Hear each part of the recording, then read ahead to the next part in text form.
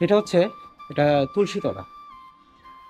আপনারা জানেন যারা হিন্দু ধর্মাবলম্বী তারা হচ্ছে তুলসী গাছকে পুজো করে, তারা পবিত্র মনে করে। হয়তো কল্পনা করেন তো একটু যে সকালবেলা ভোরবেলা স্যার জগদীশচন্দ্র বসুর মা তিনি এই তুলসী তলায় পুজো দিচ্ছেন এবং তিনি দাঁড়িয়ে আছেন। কি সুন্দর, তাই না? হ্যাঁ, এটা হচ্ছে স্যার জগদীশচন্দ্র বসুর বাড়ির যে তুলসীতলা সেটা, এবং এখানে খুব সুন্দর করে বসারও জায়গা করা আছে। স্মৃতিময় এই তুলসীতলা থেকে আজকের মতো বিদায় নিচ্ছি। পরবর্তীতে আপনাদের সাথে দেখা হবে স্যার জগদীশচন্দ্র বসুর নিজস্ব বসত বাড়িতে।